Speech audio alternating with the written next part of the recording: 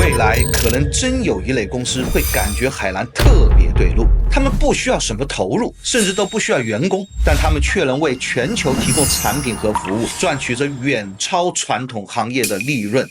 不知道你有没有发现，现在身边那些真正在做事能赚钱的小团队越来越多了，或者说是这些公司本身正在变得越来越小，越来越轻。从去年开始，我在社区里越来越多的接触到这群人，也逐渐找到一个能准确描述他们的词：数字微主体。他们不是那种有一单没一单，总为下个月交易的传统自由职业者。现在很火的 OPC 艺人公司概念，就是数字微主体最极致的形态。他们还可能是3-5人的内容工作室，深耕细分领域的跨境电商小团队，独立开发 AI 应用工具的技术独行侠等等。他们的核心资产是知识、创意和 IP， 不是厂房机器。他们的业务在线上，没有物理边界。他们人少，但极其灵活，一个人也能撬动很大的市场。他们是数字时代那些能用知识和互联网以及 AI 创造巨大价值的超级个体或微型团队。他们的事业很微，但格局和潜力可以很大。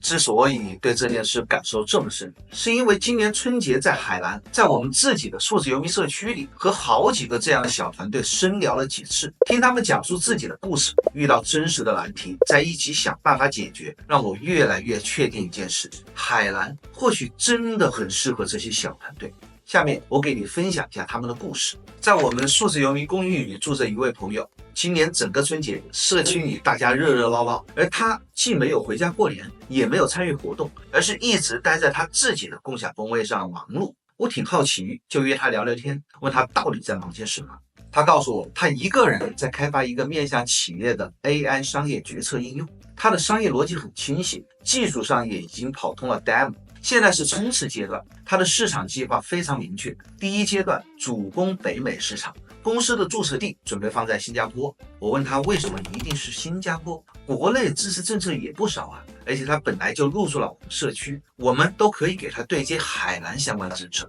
他的理由是因为他的应用底层调用的是国外某家大模型的 API。而这种情况要想在国内合法合规的运营商用，必须要在国内完成相关备案。国外的厂商不可能为了他一个中国开发者单独跑去中国的监管部门备案，所以从合规角度出发，他想要使用这个大模型，他的运营公司实体就只能放在海外，放在像新加坡这样被大模型厂商支持的地区。我后来又追问他，那按你这个逻辑，你就不打算回中国，也不做中国市场了吗？他说当然想，中国市场谁不想要，但现实的墙就堵在这里。只要产品核心还依赖国外大模型，目前就很难在国内合法开展应用，而且他后续融资也是在新加坡。于是基于对海蓝证券港政策的了解，我跟他聊了另外一种可能，海蓝控股加新加坡运营的双架构。这个架构像一套组合工具，能打开3把锁。第一把，资金活了，他在新加坡融的钱赚的利润可以安全合规的汇回海蓝来支付他在国内的成本。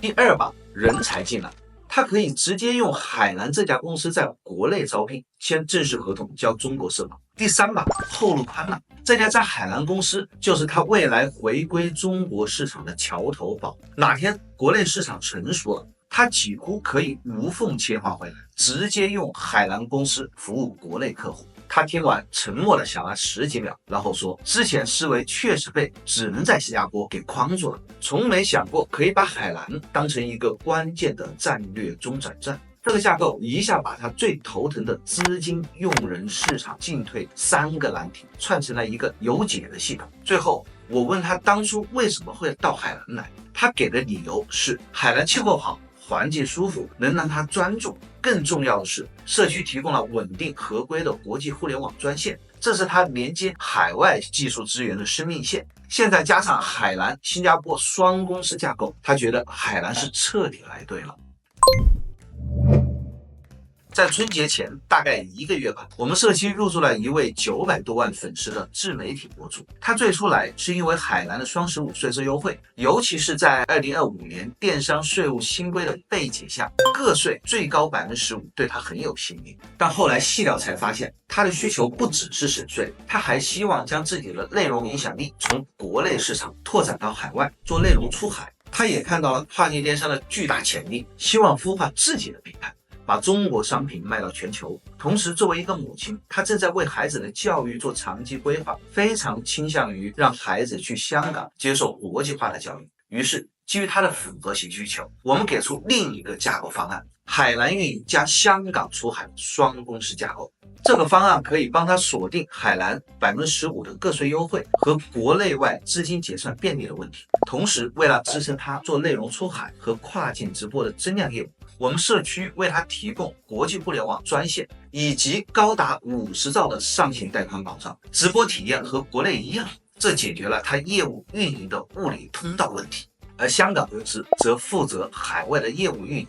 便利报关，更重要的是通过香港高才通计划直接解决孩子的教育身份问题。一个架构同时理顺了税务优化、经营便利、家庭规划这几件事。还是在我们社区的数字游民公寓里住了一位外国朋友，而我们社区里有一家从事跨境电商的公司，一直想找到一位地道的、有感染力的外籍主播来为他们的海外 TK 直播间带货。但苦于在国内难以合法稳定的雇佣到合适的人，而这位外国朋友又非常喜欢海南的生活环境，希望有更长的合法的停留时间来工作。于是我们做了一件连接的事情，协助这位外国朋友以社区内合作企业的邀请为基础，成功办理了为期1年的工作签证。现在他以合作者的身份与这家社区公司签约，成了他们专属的 TK 主播。这个故事里没有复杂的控股架构，没有税务筹划，但它揭示了一个同样重要的逻辑。对这位外国朋友个人而言，他从一个短暂的旅游访问者变成了一个可以在海南安心生活、稳定工作的国际数字游民。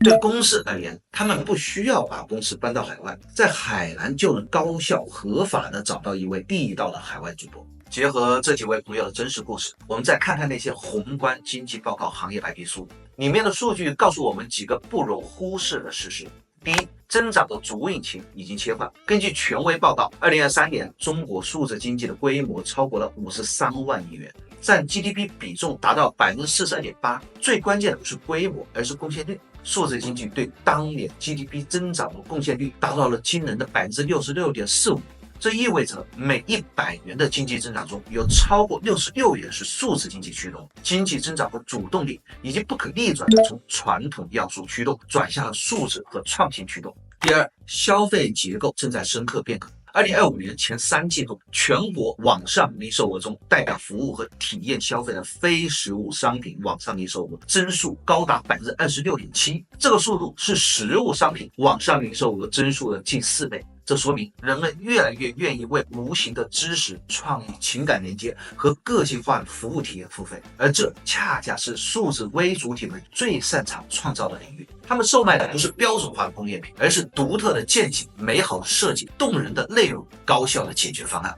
但硬币的另一面是，从2025年开始，网店管理规范、平台税务报税规定等一系列新规立即落地。一个强烈的信号是，互联网的野蛮生长期结束了，全面规范化、透明化的时代来了。这对于海量的刚刚起步或处在成长期的数字微主体而言，意味着一件事：合规成本从一个可以暂时忽略的现象，变成了一个必须投入的经济成本。如何保持轻盈灵活，又能搭建经得起检验的合规框架，成了一个新的核心课题。而正是这一增一收的时代夹缝中，海南的独特价值被照亮了。对于数字微主体而言，一线城市生态成熟，但竞争是红海，综合成本高昂。如果海南转换思路，不再仅仅增强那些只把结算和税优放在这里，却难以滋养本地生态的巨头，转而全心全意服务好这些海量的、充满生命力的数字微主体，这或许是一条更差异化也更坚实的路。因为海南手上有几张好牌，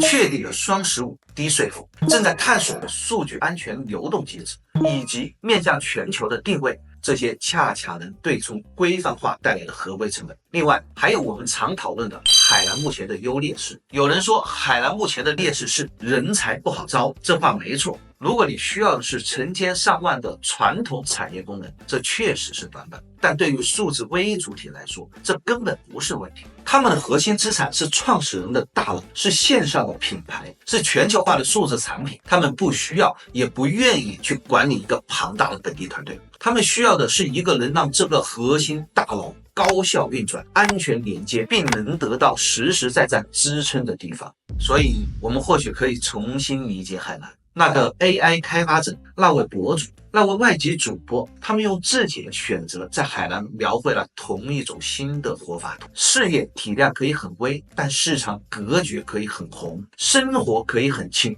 但创造的价值可以很重。当公司的大小不再是能力的标尺，当市场的边界消失在网络的连接里，一种新的活法正在被定义。在海蓝连接世界，安顿自己，这里或许就是你的数字微主体故事的起点。